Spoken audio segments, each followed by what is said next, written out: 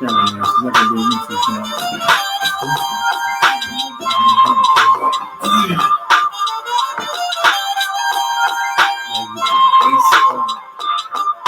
Don't take it all from me. It's something.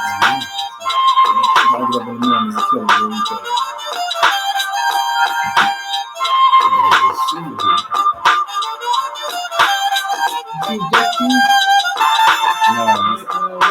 Oh yeah, I did.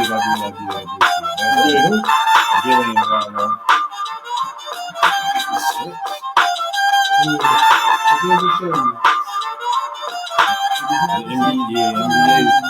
NBA is different. Civilians think they good. Let's get what they want. Yeah. It's same dude too.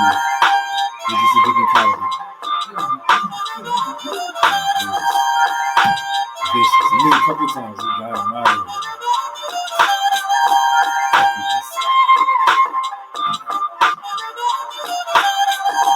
You know what though? Really referenced it. Like, that team is bigger than what people think. And I think like on the scale of playing with 7 foot and 6'8", see long, you look small. Welcome to another episode of Above Average Black Men with yours truly, Chris Bundesina. Chris Jr. here to empower, inspire, and uplift. Devin Pender. Like, follow, subscribe, share, comment, interact with us. Yeah, I'm excited. Yeah. Well, there's two things that we can talk about. I want to start off with this and then we'll get into that. You see where an NFL fan is suing the NFL? I did see about that. Draft insurance. Really? Yeah. I put like $100 million. Yeah.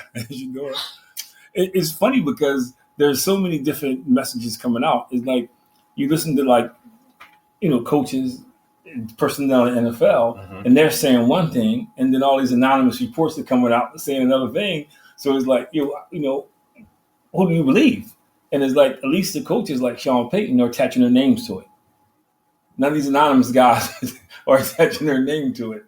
And the fan had a good question, like, well, how come none of this came out before? If somebody interviewed that bad across the board that much, it would have came out before the draft. Mm-hmm. That don't come out in the middle of the draft. Mm-hmm. So it's interesting, man. So I just want to see if the person's going to win because that's going to set precedent for so many other sports. Right. Like, if I'm a Sixer fan, if he win, I'm suing because I paid for season tickets to see Joel Embiid and Paul George, and I didn't see him. I think that's the most intriguing part to me is like it probably has opened the doors for so many other types of lawsuits that fans are going to try to open. The camera's not working on it. And let alone like if it actually wins, which I honestly feel like I don't think he has a chance. NFL too strong. Yeah, it's like it's no way that this is going to actually move forward. But I think what he gets to prove is that, I was talking to somebody. And I want to know who the fan is, honestly. And they keep and I'm not going to spend all day on it, but they were telling me how it's impossible for collusion and all that stuff. And I listened to them. And then I said, okay, I'm going to make 3 quick points. Colin Kaepernick, better than 2/3 of the backup quarterbacks in the league. Second of all, what do you think they did before they let black people in the league? They got together and decided no blacks to come in the league, And thirdly, what do you think they did when there was going to be no black quarterback? They all agreed, So it's just interesting how all of a sudden people get a short memory. Yeah. And I feel like this is just going to open the door for a lot of things. Like you said, if this person does win, who's to say, anyone from the past that felt like they've been slighted be like, you know what, this might have happened to me too. Good point. I didn't think about that. That's a good point. When you said that, I was like, what if they settle? They might just mess around and settle because it could potentially open the door. For that's a good point because I never thought about that. To look into so many other things, right? Like this one person bringing up this lawsuit, you got to figure he has something to potentially stand on, right? Yeah. Like some evidence of collusion beyond, I would think, maybe just Shador, So it's interesting. This man's about to cry. What are you trying to get? Where you going? What are you trying to do? We got to get but even the Shador thing is funny because he has an airline commercial coming out. Yeah. And NFL fans, including in Cleveland, Mm-hmm. they're getting together and they're not going to buy their gear from the NFL. They're only going to buy the jersey from him. So this dude is they making him more famous. Yeah. They're making him more. Mackenzie, you tell me, hold that down. Yeah, we have a partner in crime tonight. But think about that, though. I didn't think about that. That anybody could come out now and say, "Hey, they kept me out." But like Colin Kaepernick, if this, he will have a case. Mm-hmm. But it's just funny how people forget how they say there's no, collusion. It's funny how people automatically forget though that it's been a history in sports. Like it was funny because I was watching Sweetwater. Mm-hmm. It was a true story. I don't know if you've seen it. Sweetwater? Yeah, he's one of the first black basketball players to play in the NBA. He used to be Harlem Globetrotter, and he was really good. So they brought him to the Knicks. And it was funny how when they were voting, everybody in the room agreed that they were better athletes and better players, yet we not letting the Negroes in the basketball league. It's like, they can't play with us. They can't be on the same floor. And it was never about talent. It was about because they were black. Until finally, one person had the guts to fight up and say, hey, look, we said the same thing about Jewish players. We said the same about this. But it was interesting how, that, again, collusion. These guys sit in the room making a decision, So it's people think it's not happening now, and I think it's ludicrous. It's like being blackballed in business. They have business meetings. Yeah. I'm sure there are some discussions that happen, for the league. They're there for the shield, of course. And then there's higher meetings that happen outside of that. You know what I mean? Like they buddies on the golf course. Like, me and so just, and then he just pass it on to the next guy. Yeah.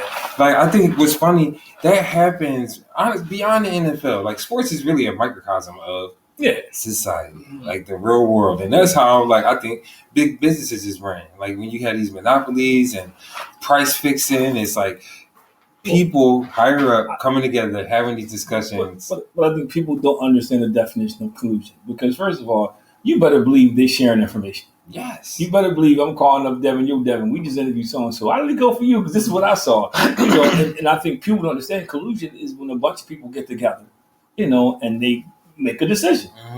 Without, especially in nobody outside that circle is aware of the decision. I just wanted to bring it up because the lawsuit. I thought the lawsuit was funny, but it's bringing attention to the draft because now people question the draft. Probably because they made it bigger than football. At the end of the day, it comes down to X's and O's, and there are some players that were picked before him where, when you look at the film, the tape, whatever, they're not better than him.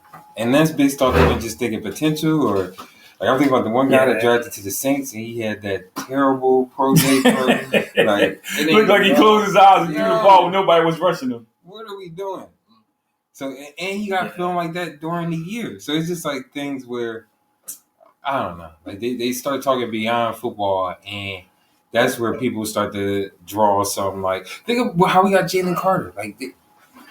He great prospect football-wise, but because some of the things off the field things in his past, people just kind of constantly questioning his character that, he fell in the draft to us. So I think the talking amongst the higher ups certainly happens. It's there for sure. And I'm interested to see, one, how they prove it. And then on the other side of that, how is the NFL going to be able to defend that?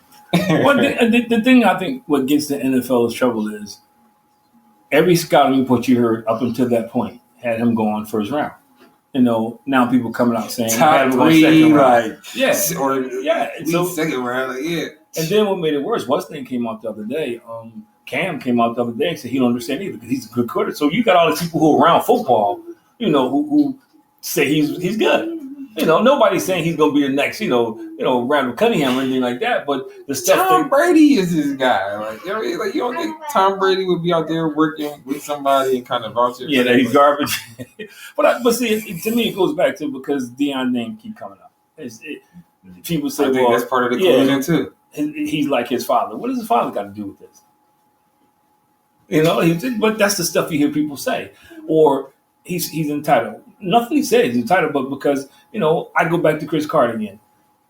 His watch, the kind of car he drives. So what he's supposed to go out and buy a hoopty and get a Timex?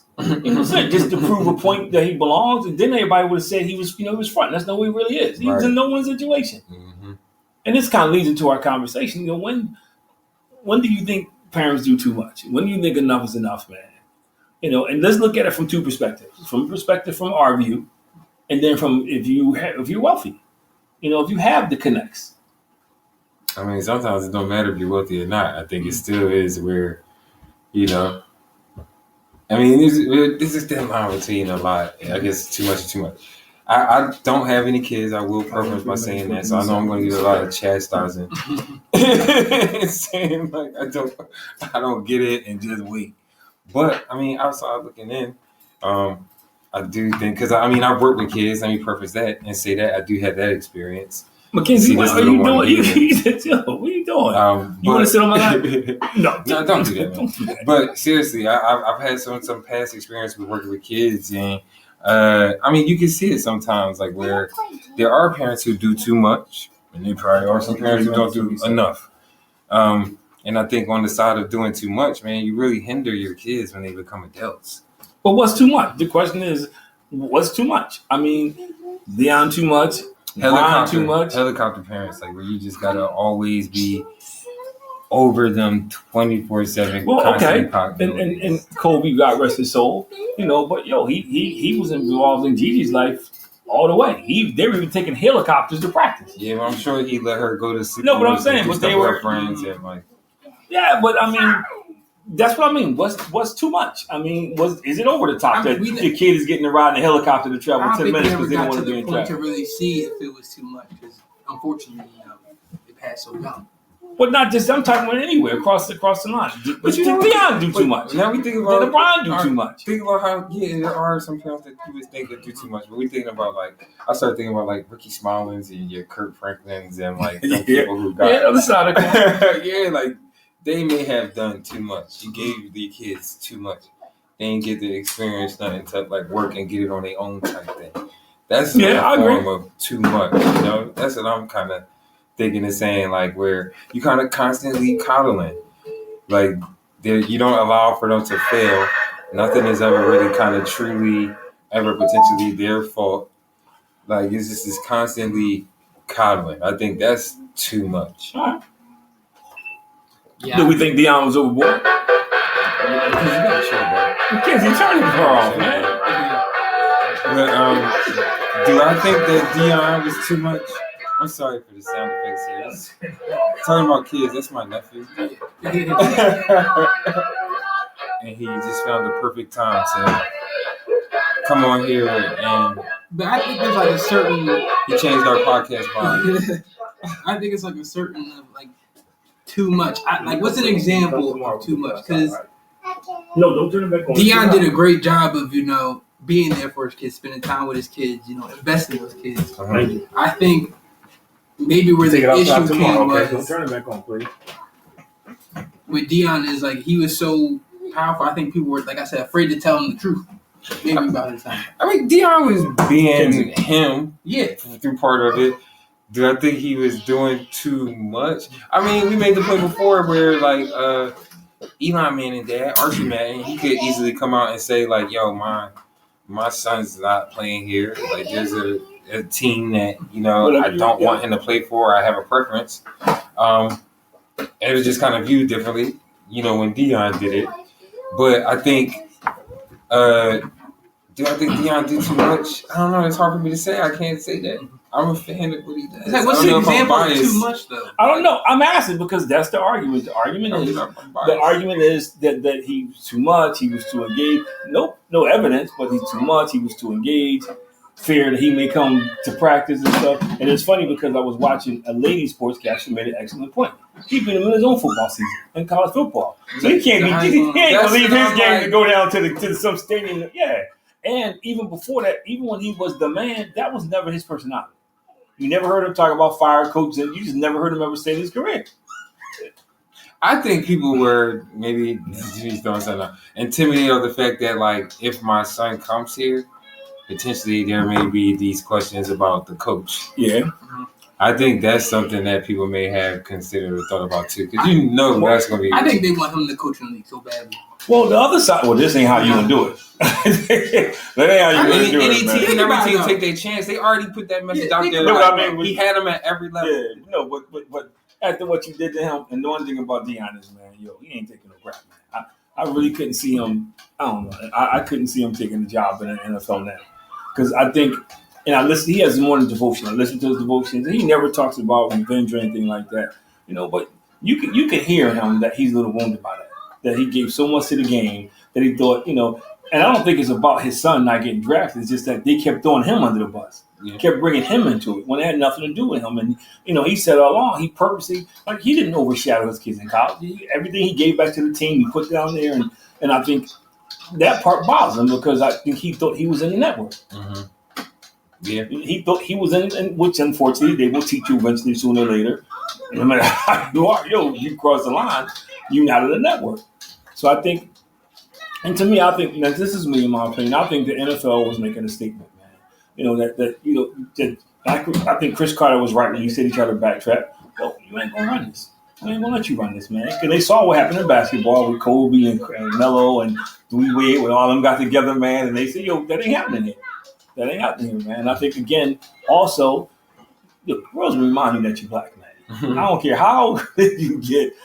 If they can come at you and you're president of the United States, And I think that was the next thing, because as much as we say it doesn't exist, or people try to say it doesn't exist, I don't think the world still has received the black family as a whole. They so used to us being single parents and, one parent in jail, and another sports category made an excellent point. When they were talking about Travis Hunter, all they kept talking about is his father had a record. They never really got into his talent, who he was. This guy was one of the greatest players in college football, playing both ways. And they kept bringing up his dad. He's on draft night. What did that have to do with it? But you never hear that with a light-skinned player. They don't get into their history.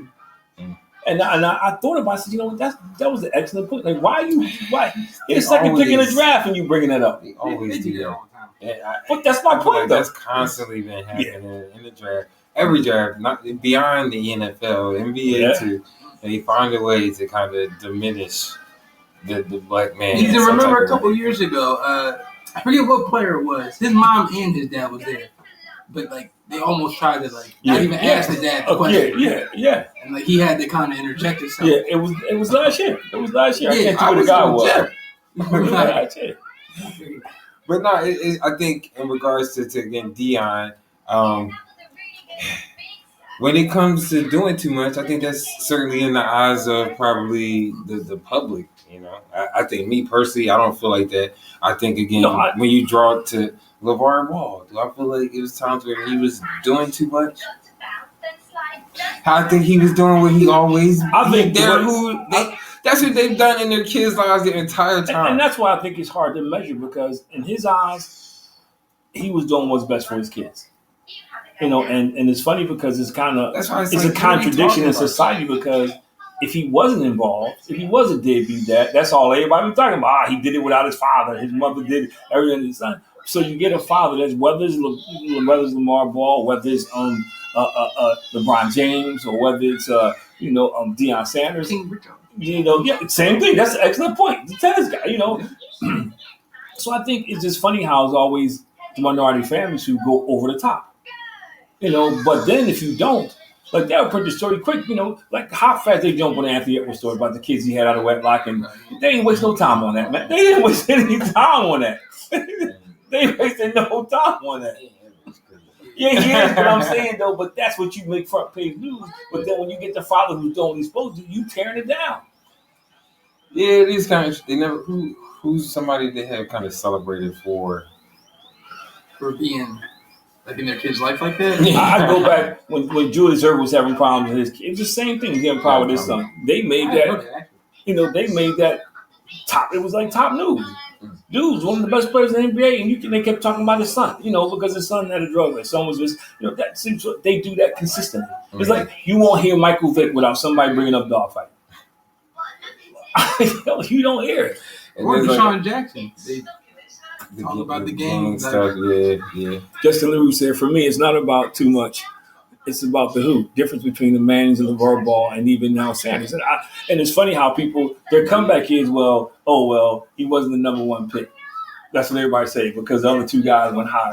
Because everybody forgets John Elway. Maybe that's before your time, but John Elway was the first one to do that. I remember John Elway. He came out and he said, I'm going to go play baseball. I'm not going to play football if I got to go to the Indianapolis Colts. So he did the same thing, and nobody made a big deal out of under the it. sun. Yeah, like all this stuff has happened in some shape or form before. But why we don't see it? And like you said, Justice said, is it the who? It's honestly the who. Like if it was somebody else of a different time. And I agree wholeheartedly. My problem is why do black folk fall in line and just start repeating stuff there. Like I don't want to keep saying it, but I'm looking at Chris Carter like you know better. You know better. But you turn around because it's about the watch he wears, it's about the car he drives. Like I'm thinking to myself, like, I'm sure there's other players who show up, and show up to the combine in new cars. Mm-hmm. I'm sure everybody ain't showing up in a hoopty. I mean, it's a different time now. They got money. NIL deals, dudes is coming out of college, right? But even before college, you had guys got signing bonuses when they got to the NFL and they bought stuff. Yeah, I know. But it's money out there for sure. It's definitely a different day and time. But even at that, people have to understand that they didn't create it. They just know how to use the system. Right. And so he's being penalized now because they don't use the system to make money. And I think that's another thing that's crazy. I think that's actually a good point too, because it is. I think that piece or part of where maybe people are intimidated about how big he could be. He could be bigger than the team. You know what I mean? Bigger than the system. Like just not even his persona. I'm just saying even the following. His jersey already was the top. But that's because of what they did. I know, and that's why I think. But it still would have been probably before like that. I don't think it would have been like this. I think if he got drafted in the first round, I think he would have went in. It worse. Now, soon everything he does right now is going to be like a reality TV show. Because everything he does right now, because they're making a big deal because he can't get number 2 because somebody already got number 2. I never heard him complain about the number. The Browns about to have hard knocks. Because every time they're going to show up. But I think why are we? And this is where I think I'm gonna watch this NFL sports, and certain extent mirrors the world. We don't want to accept the things that's about race. We don't. We call it everything. Like Justin said, we never get into the who. Because I have some quarterbacks who this shouldn't be in the NFL right now. There's some quarterbacks who got no business in the NFL right now, man. And I'm just saying, and they just keep getting jobs. It's true though. It's definitely guys they hiring to be backups. You telling me you can't take a chance on Shador Sanders. Cam Newton couldn't get a job. And I know he's quirky, but he can still throw the football. I mean, Cam Newton might be a little bit different. But I'm just saying he is different. I'm not saying, but if you, I like him. But then don't tell me. Then I don't want to hear that we're trying to win, because you're saying you're trying to win if they fit your mold. That's what you're saying. It ain't I'm trying to win. Like Kaepernick, come on, man. There was teams out there that quarterbacks couldn't throw the ball 5 yards down the field, man. Bigger picture, do you think this is the NFL trying to potentially make an example of it? Oh, definitely, definitely. Definitely, man. Oh, I think definitely and again, Chris Carter. I don't think the NFL appreciate him saying it, but he said it, and Chris Carter said in his interview, they were teaching him that you don't run nothing here. They're teaching you a lesson behind him, though. For future people, hey, of course, especially with I said, we mentioned these NIL deals. It's going to be more kids in the future for sure. That's going to have these big personas and followings before they even get there. Well, I said this before. That's why I think, to me, when they started pitting him against Cam, that was their ace in the hole, because Cam is laid back. He's not flashy. Then they got the clip of him saying, "I want to be known for football" and all kind of stuff. But what's both of them say the same thing. They never played the whole. They just played that snippet of the conversation they were having. I mean, if you watched those workouts. All they did was talk trash to each other the whole time. But they don't let you see that. They let you see the snippet like they think that's all he did. And that's another thing. It's different now because there's no more young people coming to be seen and not heard. That's over. Mm-hmm. In the NBA, all in sports now, maybe not in baseball, but the rest of those sports, those guys, they making a personality. Baseball get there. They got an N1 version. But everybody knows they get paid for personality. Yeah. They know that. Mm-hmm. They know if I come in here and do a double-double every night, but I don't say anything, anybody gonna say anything about me. But if I do a double-double and I'm doing my thing out there, shimmying all over the place, you become a superstar. Kawhi even got hit. I don't know. Personally, I get what you guys are saying. I agree with that too. But personally, I just think NFL is just milking it because they know how much money this is raking in at this point. Of course, yeah, but You think this helps them, kind of build? I think it helps him more though, because what's happening, like I said, you got people. So there's a whole. What about with the lawsuit? I think it's gonna be. But like I said, they got a whole group of people out there who pledge now. If they don't go through it, they're not buying his jersey from the NFL. They're getting it through him. So that's going to hurt the NFL. How do you do that? Because I don't know. Well, I'm about to say, it can't be an official jersey. So It can't be an official jersey, but it knockoff can be. jerseys. There's all kind of knockoff stuff out here, man. You used to be walking around with shirts in the same color. If you do that, you're gonna be kicked out of the NFL. Yeah. So But he gets over with number 2. You see it all the time. You go to Foreign Mills and stuff like that. That stuff ain't official. better not be people brown. don't want that. They can't put I was thinking NFL. milking it just because, like, they seeing how much attention this is bringing, seeing how much. But it's not money bringing this good kicker is attention gonna though. Like if you're the Browns, you sitting there. It's not so much the Browns. Well, the Browns, you in a bad situation because you got 4 quarterbacks, 3 quarterbacks above him.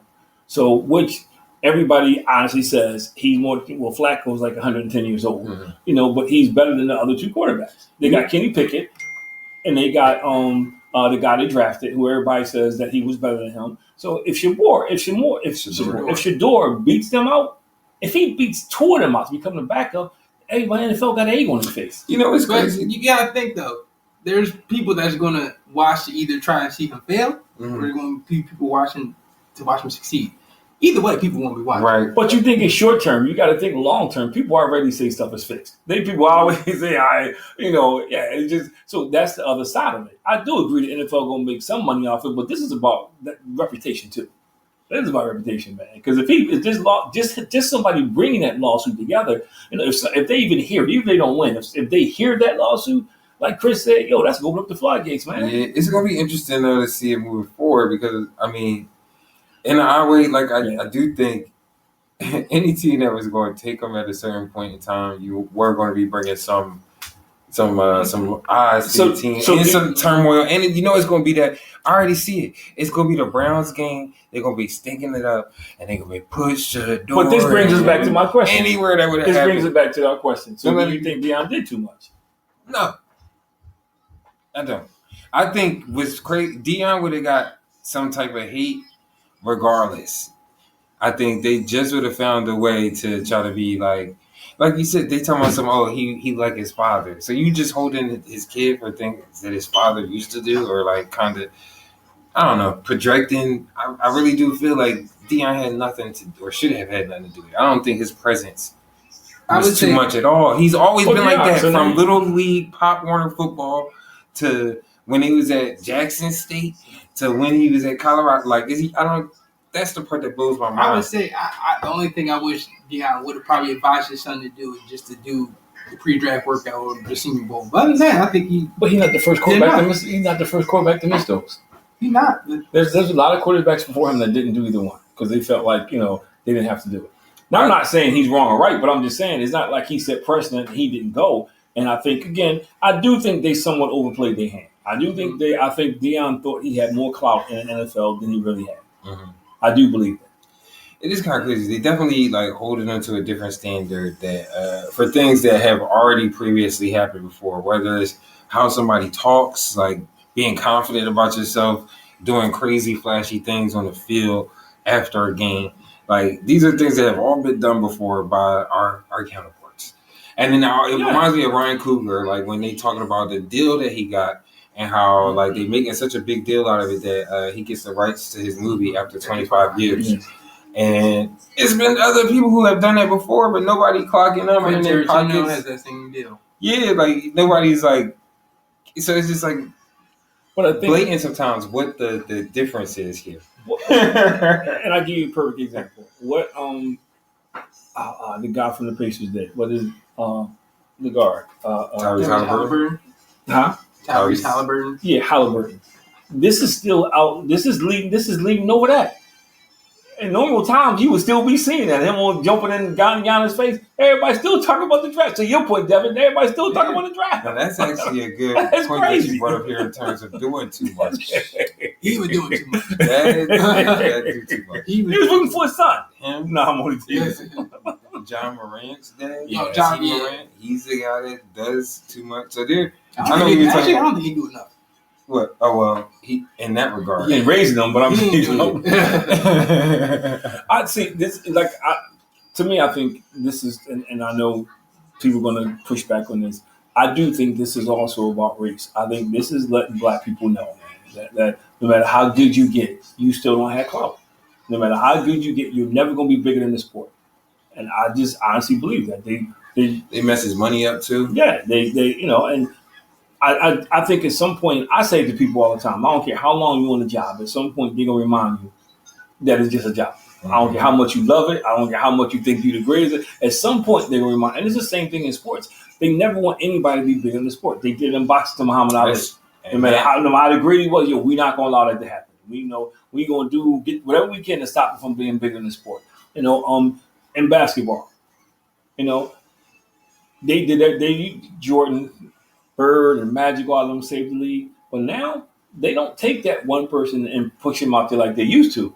They don't get the one person and try to turn him into, they keep control. That's what they do. That's interesting because honestly, I feel like, I don't know, with basketball, I feel like it's a little different. If I'm being honest, I feel like LeBron James is big.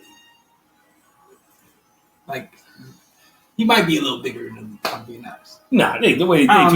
After Edwards said the same thing. He said LeBron James is one of the most disrespected players in the league. I mean, you think it from your perspective, but not league perspective. You think it from your perspective, how you see it. Right?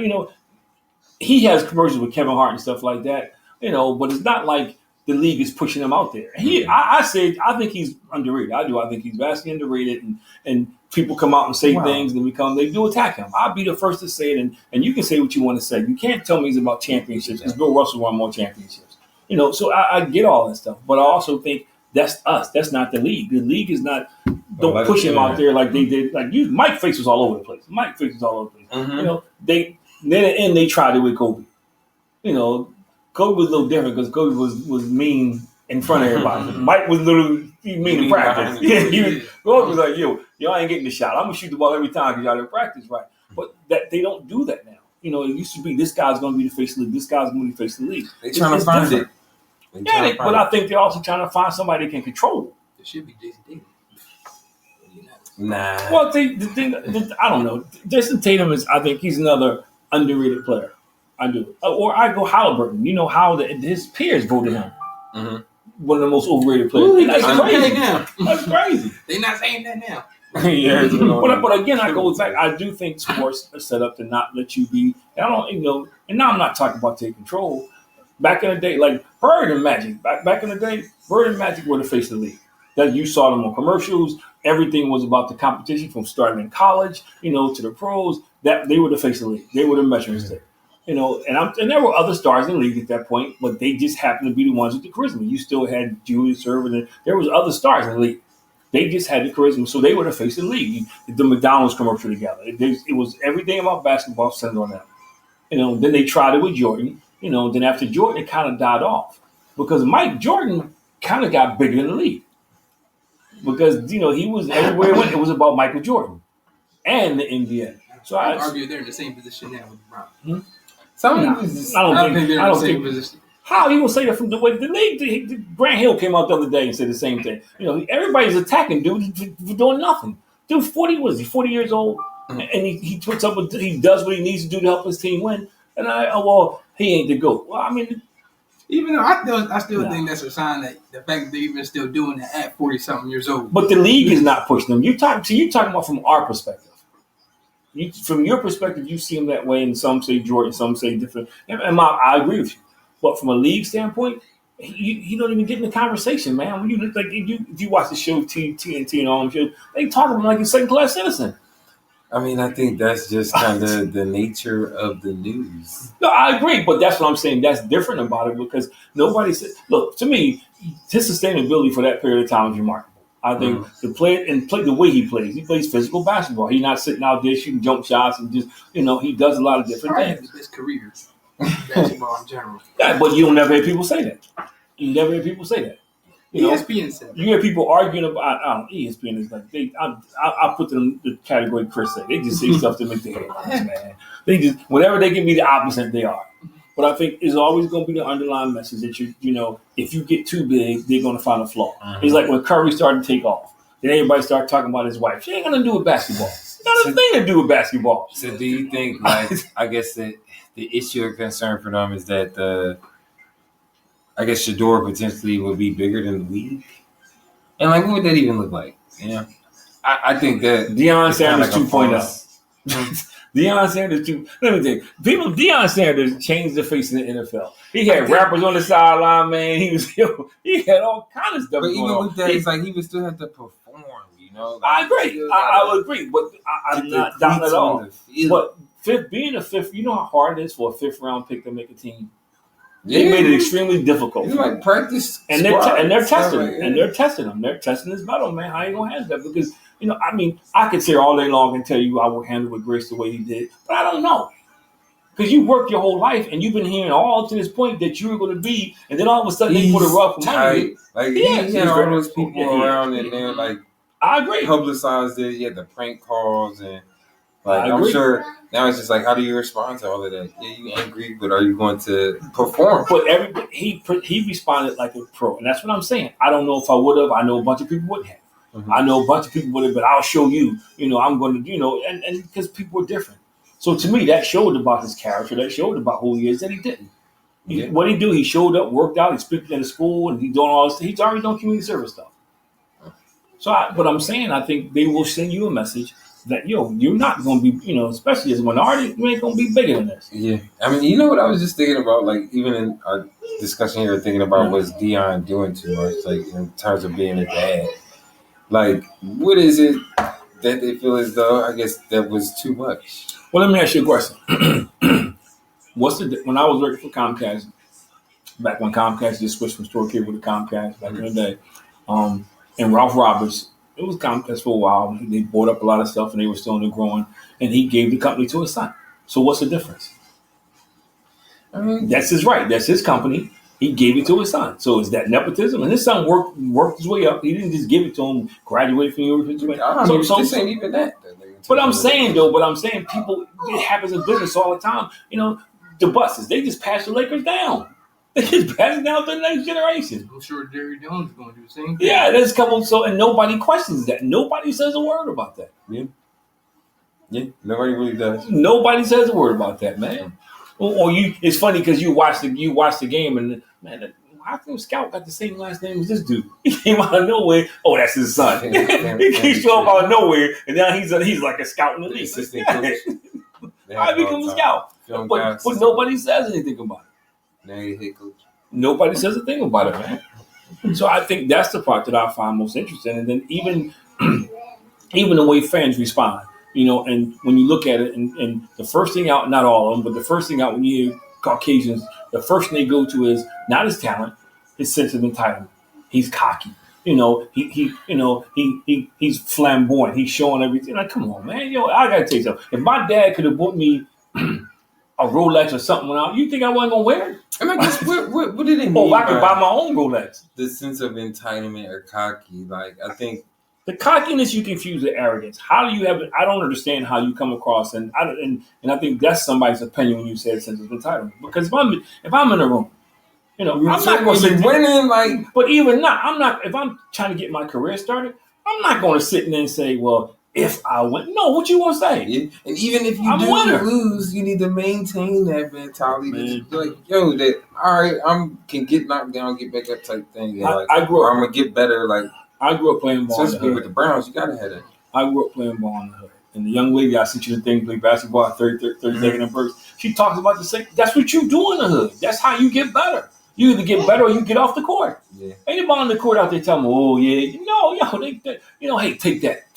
Right back at you. You grow up in that setting. You grow up playing it. And that's part of competition. I don't know anybody that's been successful in sports who walk out there wondering if they're going to win. Nobody. We got a 50-50 shot today. No. Again, I'm like, where's that line between them saying cocky and arrogant, Well, I'm thinking like Baker Mayfield, when he first came out, I didn't necessarily like how he was acting. And then he got all the commercials. Ain't even do nothing. I'll give you another example. Larry Bird. Larry Bird, one of the biggest trash talkers ever in the history of the NBA. They say he would tell you, I'm going to go over there and bounce it twice and shoot it. He was talking crap. He was nice. Yeah, but I'm saying, but nobody said a word about it. But then as soon as somebody of the color starts saying that, he's messing up the game. He's showboating the game. He's just a troublemaker. So it's been like that. They took it out of the game. It's been like that. Because they say Larry, and he can back it up. He was a great player. Back in the NBA, I need them to be able to talk trash. Well, you can't. Now they give you, I was watching the game the other day, and they give you a tech for talking now. It's crazy. I don't know. That's why I like watching Draymond. We're talking. You want to say something? Yeah, but get the race. But you know what? But let him dunk. Let him yell in your face. But who's next? Because he's not going to be around forever. Not going to fight. No, I'm not talking about fight. I'm not talking about fight. Who's going to? Who's the next player that's going to come in and have that edge? And continue to be aggressive. And not worry about what they do. They fine him, suspend him. My man, I'm going to be me. And he's not dirty or anything like that. But it's just the game has changed. And I think the next the way the game has changed. Like for instance, Dennis Rodman will probably lead the league in Texas at this day and age. Rasheed Watt's probably been kicked out the league.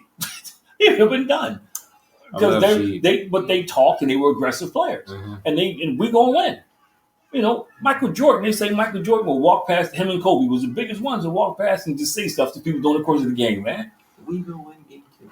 Yeah, or y'all left me too much time. He's trying to turn basketball into golf. You out there. Yeah. Well, all this goes back to what I'm saying, but that's one of the things that, and I look at Sweetwater and I use that as an example. And I'm not pro the movie. I just watched the movie for history context of it. And it was funny because he had that schoolyard game. Mm. And they kept saying, nobody's want to pay to see it. Fans don't want to see that, And a Jewish guy said, yeah, but they tired of seeing little white boys just run up and down the court bouncing basketball. So his first game, he's going to, in Madison Square Garden, it's going to be a mob scene. It's going to be a thing, they sold out. Julius came down and they sold out. Yeah, but you remember he started the ABA though. He started the small market, the ABA. I know. So a lot of people didn't even get to see him play until he came to the NBA. I know. Man. And even then, people, you always had the same people. Well, they changed. Like Steph, they changing the game. Steph Curry, they changing the game. Allen Iverson, they changing the game. You get people stuck in his mindset. And it's like I said, you can go team by team. Teams don't do that anymore. The face of the organization and stuff. You don't hear it anymore. So I guess to the idea of Deion again to take it there, like what if anything could he have done differently? What should he have done differently? Well, to me, I think, and I know I'm gonna take grief for this. I think you still have to recognize your place. And what I mean by your place is how you're going to be viewed by things you say. You got to say things differently. To come right out and say my son ain't gonna play for these teams wasn't correct. It should have been like, I got a certain group of teams because I want my son to have the best chance to win early in his career. It's how you phrase stuff. But that's not that. But that ain't ever been his personality. I'm not. I know you just asked me. I agree with you. But I think he overplayed his hand because he thought that he had that kind of clout in the league. In his mind, you couldn't tell him that the league didn't have any respect for him. Dude, he won 2 championships. People were literally ready to trade their kids to get him. Atlanta, they built a new stadium around him because he was so electrified and different things. He changed the game. Cornerbacks weren't making no money. You forgot that was the Cowboys though. No, he started with Atlanta. I know, but then he went to the Cowboys. Then he went to San Fran. But I'm just saying, only them teams that you had because they had the money. They were the teams with the money. It wasn't the entire NFL. Nah, they were bidding for him, dude. They just had the money, and Deion said, "I'm only playing for a winner." I'm just saying, in regards to where he is loved now. I'm not talking about fans. I'm talking about people who play the game. I'm just saying, I don't know why he would think the NFL would have love for him. Because they do. How many got? Just maybe the Cowboys. Kaepernick, who didn't have that much of an impact, thought the same thing. He thought the league was going to, they rally around. No, and that's sometimes you do. Or he overplayed his hand because I'm pretty sure he thought this is the NFL. Like Devin said, they begging me to come coach. Mm-hmm. Everybody wants me to come coach and all this stuff like that. No, I did this great job at Jackson State, great job at Colorado, turned 2 programs around. My track record is good, which most coaches in the NFL don't have that track record.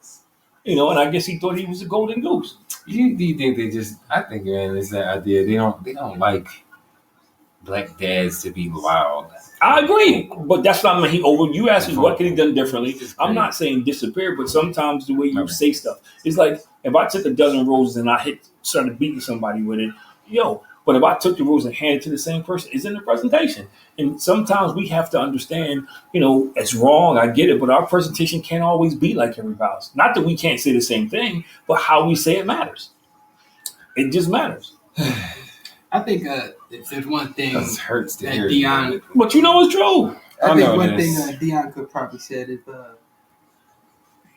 gave me advice on the interview process in terms of there's nothing wrong with being confident, but a lot of people were saying he had the confidence like Deion had the confidence, like he was a DB, and I think it's two different levels of confidence. But my pushback on that is you didn't hear that until the draft. Until that, everybody kept talking about how Cleveland still stands by how well he interviewed. So that if it was true, say that early. Don't wait till to draft night to say that. To the idea of being flash, like he did the whole watch celebration. Like we knew that. But you said it earlier. It's a different guy. I was watching the show speak, and they were talking about kids celebrating. And I talked especially about in college. time. Like that's what they do. And this is what the NFL guys were saying. It's almost an expectation that they want the minority or the black guy who comes from this poor thing, and the NFL is changing his life around. Mm-hmm. They don't want the middle class dude. They don't want the family who's okay. And the guy on the show, the only white guy on the show, I should know his name because he irks me because all he was there was a placeholder, and now he can trick every quarterback in the NFL. He doesn't want to see Deion. Yeah, and all he says the same thing. Well, teams question if he's hungry because he comes from a well-off family. What they got to do with it? A lot of guys, I would say, probably in the NFL that we don't talk about. But you don't think, especially at the quarterback position. But to me, it's more pressure. And of the opposite race. To me, it's more pressure. Just like when your father is all everything, and you decide to go on that path. Yo, that's a lot of pressure because people expect you to play. They expect you to be somewhat close to your dad. And I think it is just like some automatic scrutiny for him. I did hear something about just kind of maybe there was this idea like people disappointed in him not being the same type of athlete that his dad was in terms of like the speed and jumping and all that stuff. But it's like, but how many people are? None of Dr. J's kids play basketball. We know about Michael Jordan's family. We know Michael Jordan's family. But he's not LeBron. LeBron's a freak of nature, though. The people that big is not supposed to move that fast. It's the same thing with Bo Jackson in football. People that big are not supposed. Some athletes are once in a lifetime. You see, and that's just the way it is, man. It's unfortunate, but I do think Deion influenced this in ways that he can't control. Oh, definitely. Because, and again, I think he overplayed his hand only because he thought he had more clout than he had. Maybe that he could have done that differently in terms of just saying like, "Hey, work like yo, my son. I would prefer for him like to play for a winner." Let me say this: boom. I don't care who you are. They're people, and people get hard feelings. And if you out there, even though you may need him, and he put you on the list of teams he wasn't going to play for. Do you follow your pride and draft him? You know what's another unfortunate way I think about this too, though? It's like the NFL is ultimately their employer. You know what I mean? Yeah. This is his job. Mm-hmm. Like still, like when you go into this job, like you gotta almost abide by what that job's kind of requirements are. So what are the requirements then? And I think like some of it. There may be some unwritten rule things that are getting highlighted right now, Okay, so my question is that, and how do things change if you just keep going along to get along? Hey, I'm just asking because I had a discussion with somebody else. I mean, that's like saying, and I'm not disagreeing with you. I do think we got some unwritten stuff, but I also think that it'd be different if dude walked in there, with his pants hanging down, he's strolling, hat cocked to the side, boombox playing, or he just was disrespectful and sitting back in the chair and stuff like that, or had this stuff come out earlier when he first was, everybody praised him for his interview, everybody praised him for all other stuff he did. So that's what makes the whole thing shaky. Now, all of a sudden, because now it's drafts, to me, I'm looking this way. How do I save face? He didn't interview well, because that's the only thing nobody can measure, because nobody's at the interview but him but those people. So now I can save face by saying it. So I hear what you're saying, but at some point, you got to stop thinking. This goes back to when they told LeBron James, shut up and dribble. So what do you not have or people got mad. People got highly upset at Kobe and Fisher and Wade and Carmelo when they broke the union. Mm-hmm. Oh, that's not good. So I think at some point you got to push the line. And I do agree with you. You also got to know it's going to be a cost when you push the line. You may not always win. And the NFL has shown that they don't support each other. When Jerry Jones all of them came out and said, if my team nailed, I'm cutting them. It's a big business. That's why it's like it's still that part that's there. Like, you know what I mean? And even just backtracking and looking historically, like look at Colin Kaepernick. You know, like we rode for that for a couple of weeks, but I watched that game. I did get to watch that Super Bowl. You know what I mean? Like it's still It's raised the real issue. it's a big business, like, and I think it's that still that part there of. But for me, it's a thin line between having this set of rules and now trying to turn it into control. Bring that in. And now trying to turn it into control. Yeah. I just think it's a thin line. I do. And I think for me as a father, I don't think he did too much. He did what any father would do with their son. If I was in a position and I could have got you a contract in the NBA or something like that, you think I'm not going to do it because of what everybody else thinks? No. That'd be different if you couldn't walk and keep going. It's a whole different ballgame. You know, but I'm just, and I think that's how you got to look at it. It's like when I help you get a job or you help somebody get a job. That's what fathers are supposed to do for each other. Yeah. And I just think when black fathers do it, we got names for when black is nepotism. We looking out for each other. When people who don't look like us do it, it's networking. You know what I mean? It's bringing somebody along with them. We're mentoring them. We're just all these terms for people who don't look like us. But when we do it, it's nepotism. We got the hookup. And we say it ourselves. And that's my issue with the whole thing. So what if he didn't go out there and throw them touchdown passes. He didn't go out there and throw for 4,000 yards. You can't tell him he didn't orchestrate his other team, let him throw for 4,000 yards. He did. And I'm sure if he really had control, he had a better offensive line than he had. He would have put him behind that offensive line. So when I hear people say that, or he can't throw the ball, Travis Hunter don't get the Blendencoff award unless somebody throw him the football. You don't. You don't get that award. You got to catch the football.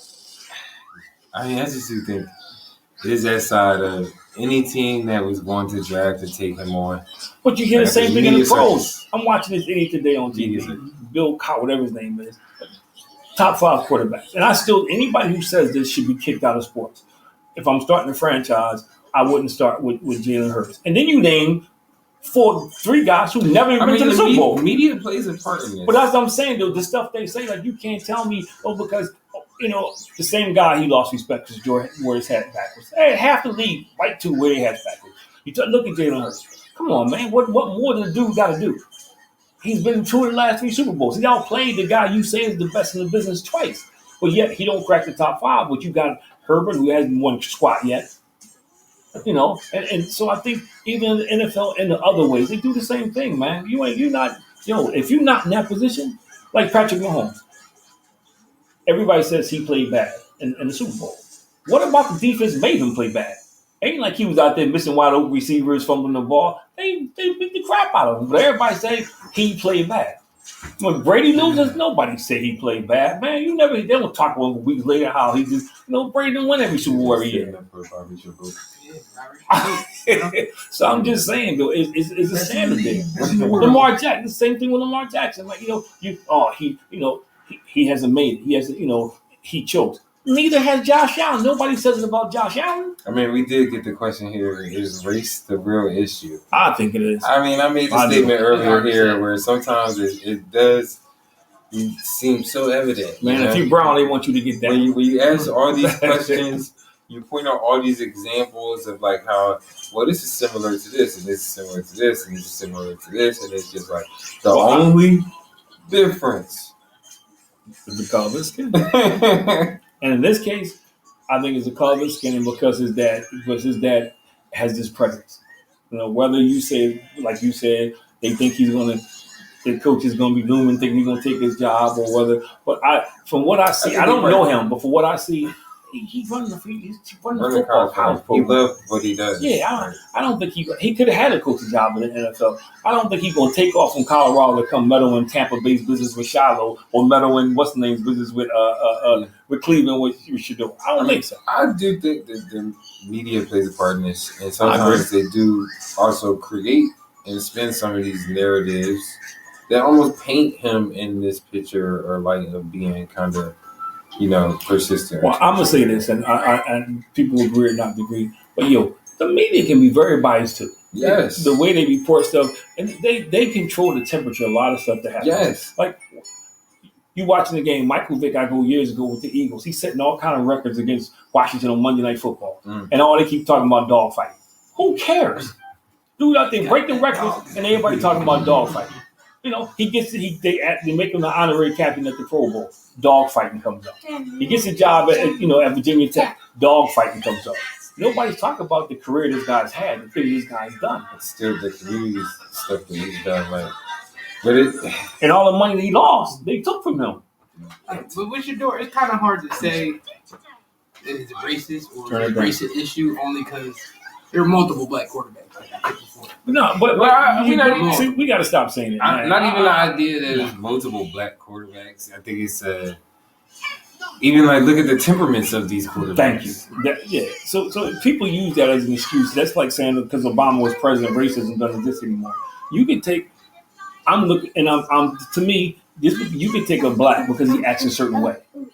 Because that narrative exists. He's not going to say anything. Yep. Like we know that narrative. Like people be out there speaking like that. So that's and Cam is well spoken, but he doesn't. He's not going to give you bulletin board material. At least not yet. Now I don't know when we get in the league. You can say he's just as arrogant. Not arrogant. You can say he's just as confident. Yeah, I keep on saying, huh? You can say he's just as confident. But you don't hear that though. He's not saying it though. That's the difference. I've heard him say, they asked him which team were close enough to win the Super Bowl. He said, whoever drafted me. That's one statement. But that's one. I agree with you, but that's one statement. That's not like Chris said, it's a constant banter. You see stuff all year long, wrong or right. Mm-hmm. He's like somebody in the band, when the band member snatched the football from him. They were saving the football to get to somebody, and the band member snatched the football from him, so he went and got it back. Oh, they ganged up on the band. I mean, so they scrutinized for it. And Cam is even in interviews, I don't know what's going to happen when you get in the league. He's a nice dude. He's not the kind of dude like Chris said is going to be turned down to banter. And so I think I'll take the quiet guy, because he's going to fit right in. Mm-hmm. He's not going to give me any backlash. I'll take the guy. He's safe. Yeah, he's safe. He's going to keep to himself. And that's not like, and I think like I hate to say like that, and because sometimes I think black people take that as an attack on them, like you know what I mean, like you saying I'm a safe black, like no, okay, because I would like to think that there's people out there who unfortunately look at me like that just because I've been in situations where it's like, of course. And I've been in the same situation. Oh man! I look at Jalen Hurts.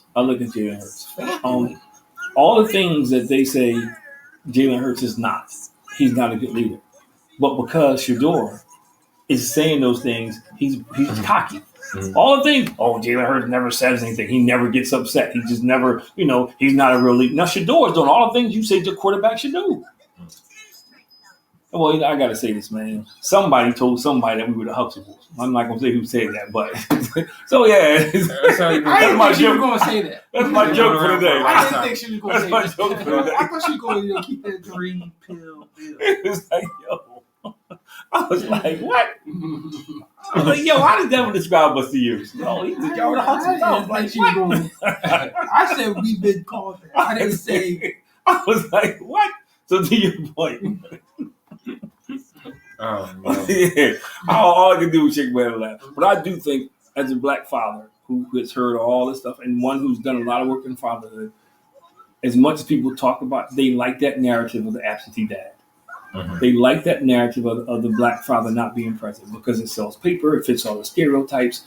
It fits every negative social ill that they can put out there. Man, we feed right into it. Well, that's the type of dad I want to be. Teachers beware, coaches beware. I'm gonna be the coach. Well, when we moved out here, everybody's like, "Yo, you live in Linwood Gardens?" Like every black person out had to live in Linwood Gardens. How many times Jafar had enough of that? Yeah. But I think in the conversation of just being too much, nah. I'm on Team Dion. Best of luck to Shador. Best of luck to Shiloh. Just the same as his family, man. I love them in general. But it's crazy they've been in front of us for so long. You know what I mean? Like they've had like a TV show, right, and been online, and for them to say that this kid is like, I guess rude and ignorant, all these things is like we can look at the tape. I don't see that. It feel like you're well spoken, like in the best of luck. Even the way my last point, professional. Even the way he handled when his kids, quote unquote, fired him. He didn't get all up. He didn't get all upset, But I'm just saying he didn't get all upset saying, "I'm not the manager." No, All right, so another great show, guys. Another episode of Above Average Black Men. Yours truly, Chris Senior. Chris Jr. Empower, Inspire, Uplift the community. Like, follow, subscribe, share, comment. And our special guest tonight, who decided to stay down here with us. I will see you guys next week. Same time, same bat channel. Peace.